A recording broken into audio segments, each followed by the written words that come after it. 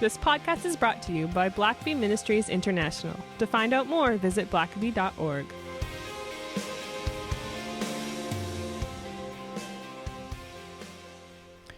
Welcome to the Richard Blackaby Leadership Podcast, helping take your leadership to the next level. I'm your host, Sam, and in today's episode, we talk with our friend Brett Pyle. Brett has 30 years experience in global business with Anderson Consulting, Amoco BP, and Vistage worldwide. Brett speaks around the world, delivering keynote addresses and conducting leadership development workshops. He also works with our coaching ministry at Blackaby Ministries. Brett has recently released a book called Your Extraordinary Why, which you can find at extraordinarywhy.com or Amazon. You can also connect with Brett at brettpyle.com. That's BRETTPYLE.com. And now, without further ado, here is our conversation with Brett Pyle. Well, I'd like to welcome all of you to this week's podcast, and I'm delighted, particularly today, because I've got a good friend and colleague with me that we'll be interviewing. It's one of the features we like to do on this podcast, just to bring in some of the wonderful people that I get to meet and work with. And Brett Pyle is one of those people, and Brett and I go back a number of years now. And Brett, we had kind of an interesting beginning to our relationship, didn't we? How did review for us how we first met? Richard, I think we first met when I showed up on your porch. You were moving into my neighborhood, and I was waiting for you to carry your boxes in. I think is the way that went down. And I think you had a loaf of bread, I think, that was made at quite a famous place nearby in the neighborhood. You're right. I forgot about that. Yeah, indeed. I don't forget food. Yeah, that's right. And you look back in your life and you realize a lot of those kind of divine appointments or relationships, at the time, it might have almost seemed like a spur of the moment kind of thing. And you have no idea, sometimes years later, you're still working together and associated, and what might have just seemed like to you just not a big deal, go by and welcome a neighbor. And God has a way of using those things for years afterward in our life sometimes.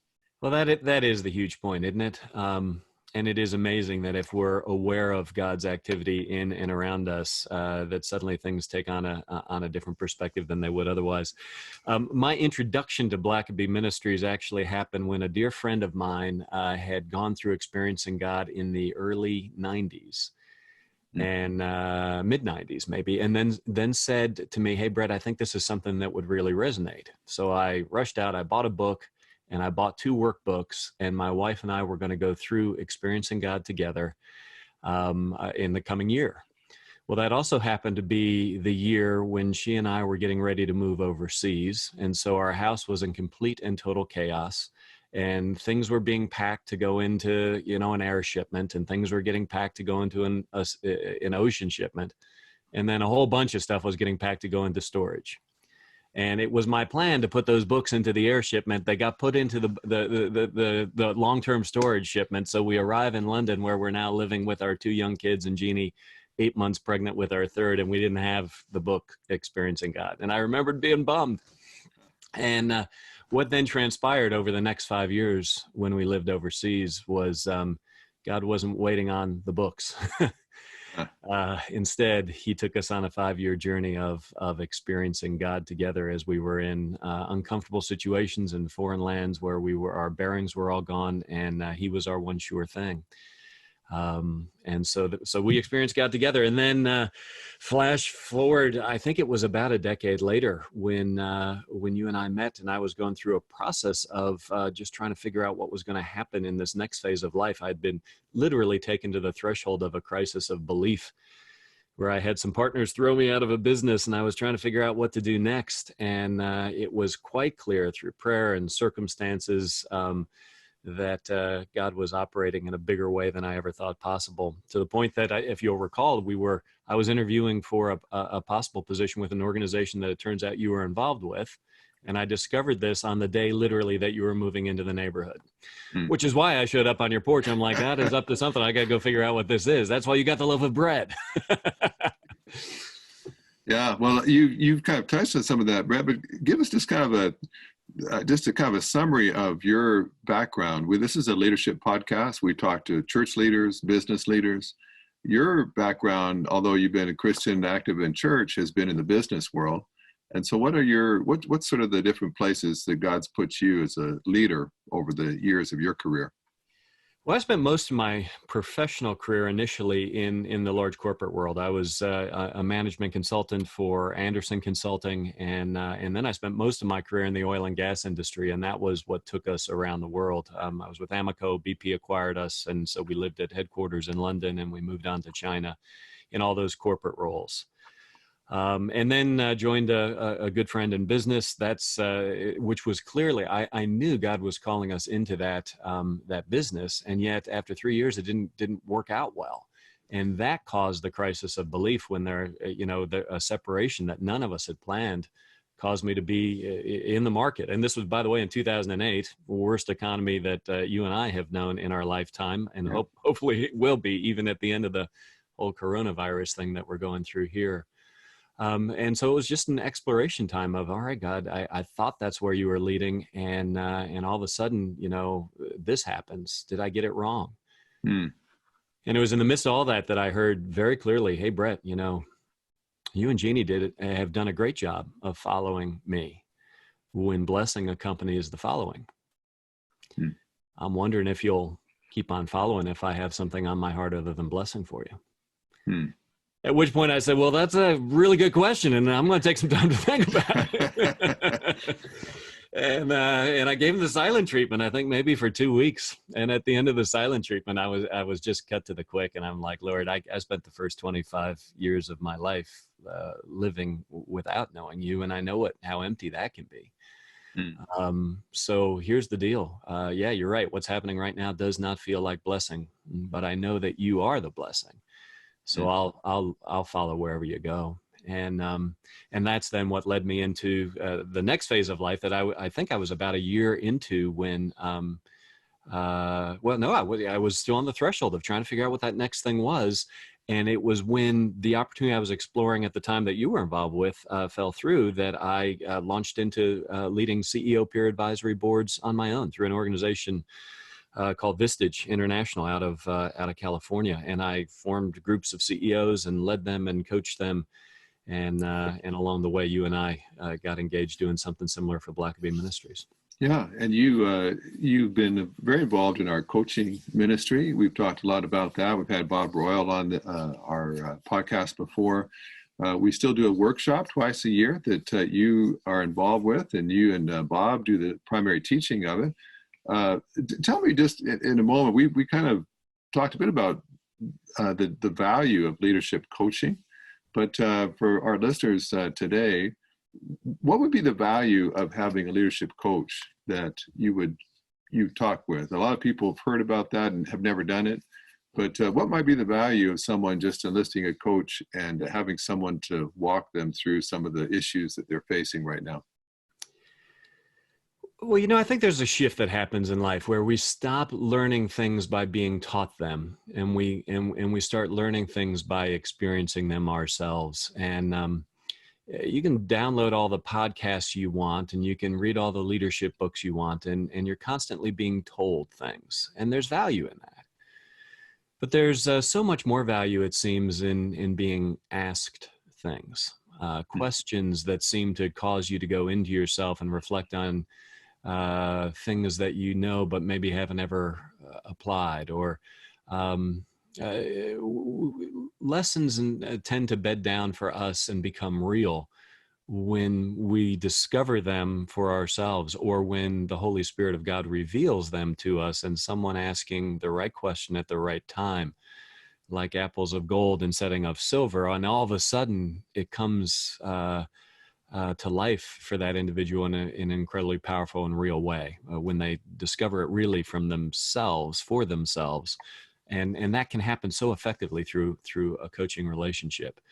And nobody's more surprised by that than me, frankly. And we should probably get into the whole story about how we go through teaching coaches to coach, because that was nothing short of a God story too, because when you and I kind of founded the whole coaching practice, I think we founded it with this idea of how do we come alongside leaders who want to be coached and help them get themselves and their organization onto God's agenda. Yeah. And we had a few, and we've had some interesting conversations with folks out in Hollywood and in other industries where God was active and the people were aware of what he was up to. But what we really found was there was this outpouring of professional executive coaches that said, wow, who are Christian, and said, I'd really love to be trained by you to figure out how to integrate my faith into my coaching practice. And so that's when Bob Royal came along, and he, God had already given him a curriculum for training coaches. And on the first day we're kicking off this training thing, 38 professional coaches around the world came in to be trained by us. And that wasn't our initial focus. We were just, it seems like that's where God is leading. And so we started following. Yeah. And I will never forget that first day where I'm kicking off the class and I'm getting ready. I'm teaching literally from the stage and getting ready to make a point. And the point is one that the people in the church and the people in the corporate world would all readily embrace. And it was around figure out what your weaknesses are, figure out what your strengths are. And once you have clarity on that, don't worry too much about your weaknesses. Because if you focus on those, the best you'll get is to the level of mediocrity. And the world doesn't necessarily need another great mediocre leader. Instead, focus on your strengths and maximize those. I'm getting ready to teach the point, and I'm telling the story of a leadership fishbowl thing I had gone through. And at the end of it, I ended up with 4 or 5 strengths and 4 or 5 developmental areas, and I had one weakness. And I'm getting ready to make the point that would resonate with everybody in the room because they're coaches. And literally, as I'm teaching, Richard, God stopped me. And he said, hey, Brett, before you close out this point, I want you to remember what that weakness was. And I didn't. I kind of put it out of my mind. It was about 10 years ago. And when I saw it initially, I was like, yeah, you're right. I've never been very good at that. And then he reminds me that the weakness was in coaching. And here on this day, he's reminding me of that. I'm standing in front of a room of 38 people who had come from around the world, professional coaches, to get trained by me in coaching. And I was like, all right, Lord, what do you want me to know now? And he said, here's the deal, Brett. There isn't a strength you possess that I need. The best you can bring to the table is useless to me. And there is not a weakness that's part of the makeup that I have put into you that limits me in any way. It's not these abilities that I need or want from you. It's your availability. And if you're willing to come to me empty and bring all of who you are, your strengths and your weaknesses, watch what I do through you if you let me do it in my strength and power. So. Well, it's I love watching you coach. You're great at asking questions. It's something that I was never taught. I was taught to make great statements. I was not taught to ask good questions. And so I think for a lot of people, a lot of pastors would so benefit from coming to a workshop, just learning how to walk with people. And instead of giving them the answer, ask the question that brings them to the answer. And you do that so well. And we'll try to get maybe into some more of that, because one of the questions that I think is so interesting to me is, when you do come alongside leaders, it's amazing what leaders discover about themselves. It's amazing to me how unself-aware a lot of leaders are. They run into some of the same problems over and over again, and yet they don't see what's causing the problem, or what kind of behaviors keep eliciting the same response. From us sitting in the sidelines watching, it's obvious, but it's amazing how we have blind spots, and people that don't get help, don't get any feedback, just have a life of frustration where things just keep on not working out. And so much of that, I think we've discovered from coaching, could be addressed, could be resolved if only people would take time to walk with someone and get some feedback. But I want to make sure we get to a very exciting development in your life, and that is a book that you have written and has come out. And your book is called Your Extraordinary Why: Living a Successful Life of Significance. And I love subtitles, and you managed to get the word successful and significance in the same subtitle.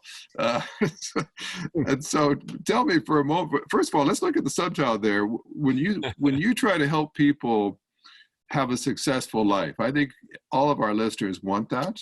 Yeah. We all want to be able to feel like the one life we had was a success. How do you, in the book, how do you define whether someone's life's going to be successful or not? Yeah, it's a great question. And I like the subtitle too. I'll tell you this: the book is the product of nothing short of maybe half a decade of disobedience on my part. I clearly heard God say that I was to write, and yet I'm plagued by this demon. The demon is called perfectionism. And so I would try to write, and I could write a really good paragraph after iterating and reiterating dozens and dozens of times. But when it came to producing content, I was never satisfied with that the paragraph was good enough, so I couldn't produce the second paragraph. And so after a few years of trying, I quit. And then I started speaking to groups on this topic. And the topic was around, and it was largely, I was speaking to groups of CEOs. So by default, most of these people, by world standards, were going to have some degree of success, many of them considerable success. They would be successful by the world standards. But there was a talk in me, and I knew the talk was around how would you know if you got to the end of your life and you were successful by the world standards, but in those final moments you're reflecting back and you miss some of the things that really fundamentally mattered. Maybe you succeeded at the wrong things, or worse than succeeding at the wrong things, maybe you actually contributed to the level of evil that exists in the world by not asking bigger, deeper questions of yourself and challenging your organization in more ways. Because if you're going after profit as your one and only measure of success, then chances are you're going to miss the stuff that really fundamentally matters. So that's what the talk came up on. And I started doing the talk. And after talks, people were saying, "Hey, when's the book coming out?" Yeah. So it came full circle. And finally, I'm like, all right, I got to write the book. And so talk about being self-aware, Richard. I started asking myself questions. Why is it that when man says to me, you need to write the book, I obey. But when God tells me you need to write the book, I hesitated. I didn't like the answers to those questions that I was getting from that. But it was what I needed to get over the finish line and come up with the book. And so, I've done the workshop 700 times to some 20,000 people around the world. And the book is a culmination of a lot of stuff that is in the talks and in some talks, but not in others. And so it's really it's a structured journey to help people figure out what it would look like if indeed they were to cultivate a deeper, more intimate relationship with their guidance system. And I write, sorry, go ahead. Great. Well, I'm going to say, and you have, and your main part of your title, Your Extraordinary Why. Great title. And that whole idea of why is that such the focus of this book? Why is why so important? Yeah, because if you ask why enough, and don't just be satisfied with the first why. If you go after the second, why does that matter to me? And then you get an answer to that, and you ask it again, why does that matter to me? Ultimately, you're going to be asking spiritual questions. Because your big why, your biggest why, your ultimate why, your extraordinary why, or your purpose was given to you by your creator, your source. And so it's a talk that I deliver in secular settings, but it's designed to get people further along on wherever they are currently on their spiritual journey. Stephen Covey gave us a great gift years ago through a book he wrote called The Eighth Habit, where he talks about that we all have a conscience. And so I use that word for conscience to reflect this idea of we have a first person, third party relationship with this still small voice. We've known it our whole lives. Everybody will agree with that. A lot of the listeners to this podcast, we know that still small voice, and we have a personal relationship with him. And we believe it to be the voice of God speaking to his children. And, I'm a dad, and I want my kids to be very, very clear when I'm speaking to them that it's me, and they don't get confused. So we have this relationship and we know it, but a lot of people don't yet have that relationship. They just believe it's that voice they've known their whole life. But either way, let's spend some time listening to that voice, because that is the voice that will steer you to find your purpose, your extraordinary why. Well, and certainly there's a lot of people out there, whether they're pastors, whether they're business people, working very, very hard, very sacrificially, but no one has ever made them stop and ask why, or answer the question why. Tragically, you and I both have known people later in their careers, later in their life, the best part of their life behind them before they finally have someone ask them that question. And it certainly would have helped them earlier on to if you just written this book and been obedient years earlier. There's lots of great stuff in the book. You're an engaging writer. It moves crisply. You use a lot of movie clips, which in a moment I'm probably going to ask you tell us what your favorite movie is or one of your top ones. But I also know that I think any of us who are speakers, there are certain experiences we have that always resonate with audiences. Oftentimes I've found, and I know you found, those experiences aren't necessarily what happened in the workplace, but in our home. And you've had an interesting journey, I know, both with your father and as a father, that so many people resonate with. If I put you on the spot here, is there a way for you to kind of summarize that? Because you've found and you've experienced that you can be a very successful business person and yet still have some major issues you've been carrying around for years that not only affect you, but they affect the people now that you're leading. And how'd that work out in terms of just especially fathering, both as being fathered and then being a father?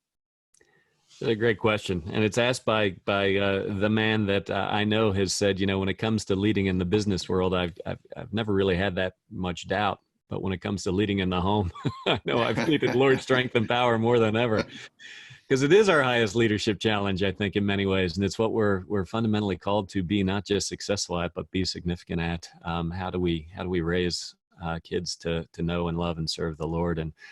And that's been a challenge. And, we have these demons, and the demon, that I was raised in was around perfectionism. My dad and my mom, both, high performing individuals in the theater mostly. And then Dad went on to be in the business world. And so I'd come home with grades that, if it was a 93, I'd feel pretty good. It was an A, and Dad said, well, what happened to those 7 points? Or if I'm supposed to take care of the yard, it was, 90% of it looks great, but how about that weed right there in the center of the yard? And so there's always this sense that it was never quite good enough. And for some, there's a lot to be said for that. It's good for your parents to parent you for excellence, because if we're not performing excellently, we're not serving the world or the Lord well, who is a God of excellence. But in whatever reason, that occurred to me as being parented for perfection, and perfection can be the enemy of good, let alone excellent. And long story bearable on that one, Richard, what I discovered is, as I was going through my life and had kids of my own, that I was passing that on. I was even worse in many ways with my kids than my dad was with me and my mom was with me. Isn't that funny? You may have hated how your dad did that. You may have even somehow thought at one level, I'll never be like my dad. That's exactly. Isn't it amazing how often we end up becoming just like the very person that gave us so much grief? Well, yes. And that's the formula. And frankly, by working with a Christian counselor that helped me see that, I had made a vow, which is, I hate you, I will never be like you. And when we make a vow like that in the spiritual realm, we're literally cursing ourselves to become exactly like that individual, and this is exactly why addicts beget addicts and abusers abuse people. And in my case, perfectionists beget perfectionists, and it goes down through generations. So literally the book and the journey, part of that journey is let's get a glimpse of what we want our life to look like at the end, and what that legacy could be, and how it could be fulfilled. And if that glimpse is informed by the Holy Spirit of God, or your conscience speaking to you and saying, this is what I'm up to through your life, wonderful. But now let's also take a look back to our past and figure out if there's things back there in our past that might be hindering us on the journey and keeping us stuck and crippling our ability to fulfill that purpose. And then let's go deal with that through these incredibly powerful things that Jesus talks about so wonderfully and radically, called forgiveness. And making the point that the forgiveness is for you, and that it frees you, and then it takes you out of this jail, and then you're free to fulfill whatever purposes he puts onto your heart. And then in Act 3, great, now that we're in this clearing of our present, unhindered by this stuff in our past, how do we go really live all out and live a life that fundamentally matters? And I know you've had this experience, and I have too. You'll be in a room full of very successful people, financially very successful, running major companies, dressed very professionally, and then you give a talk about just messing up with your son, and you'll have these very professional, successful men coming up in tears afterward, just hating the kind of person they've been to their own children and who they are. And you think, how could a guy who can solve all these problems at work not be able to solve such a fundamental problem in his own home? But that's our story, and and we do struggle at so many of those things. I knew we were going to run out of time here, but tell us. I love your idea. One of the things you do with your kids as they became teenagers is you took them all on a trip. And you mentioned that in your book as well, but what's the idea behind that? How do you do that? Because I know a lot of our listeners are always open for fresh, creative ideas of how to work with their kids and help them maybe avoid some of the mess that we came out of our childhood with. But what do you do with your kids and their trips?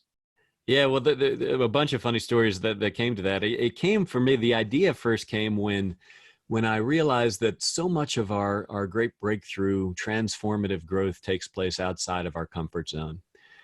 So the thought was, how can I get out of my comfort zone with my kids?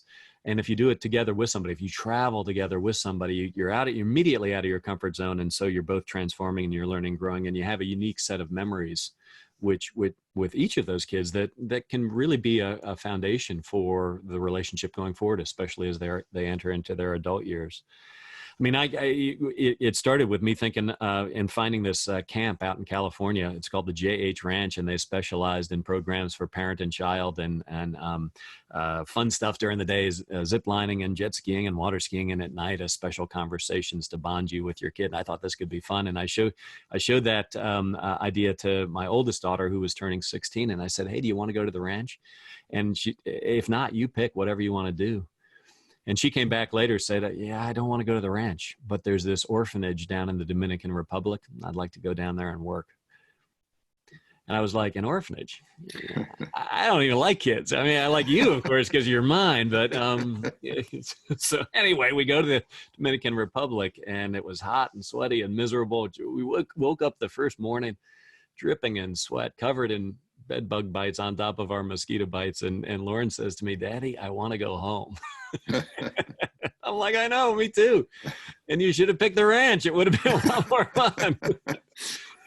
But it was just this incredible time of serving and seeing God at work in some incredibly powerful ways that really kind of laid a foundation for us in our relationship. And then she came back and has gone on several more trips and has even led some. And so as good as that went and as hard as it was, I did it with each of the other kids. And so we've all had this unique trip, and something special too about doing it one-on-one with each of those kids. And if it's into the third world, and all three of them pick going into the third world, because now we're both out of our comfort zone, and so we're really learning and growing together in some pretty powerful ways. Wow. Well, I know they've got a great mother, but there's something about a father taking some one-on-one time and focus with kids that's very powerful. Well, if anyone who reads your book, you're going to mention a couple of great movies. So, and if they read the book, they'll know what some of your favorite movies are. But you have a great way of pulling some great storylines out, some great quotes. What's a movie that's just rich in leadership, life lessons that you'd recommend, especially if people are quarantined right now, needing something to do? What would you recommend them watch and watch for while they're viewing it? All right. Well, if they get a hold of the book and or watch my TED Talk, they'll hear some of the good ones. And there's so many wonderful movies out there that take points and make them powerfully. Dead Poet Society has to be one of my all-time favorites. Gladiator, Braveheart. There's a great film called Collateral Beauty. All of those, we talk about in those settings. But I'll give your listeners, Richard, a special one that I don't talk about that in those forums. And it was right around the time you and I had met. The opportunity I was exploring with you wasn't coming to fruition, and I was going through this crisis of faith and belief, and God was, saying, "Are you going to follow me?" And I went to this training course that was to help me become a coach and lead my first peer advisory board. And I was enjoying it. I was having fun, and yet I also wasn't hearing quite as clearly from the Lord.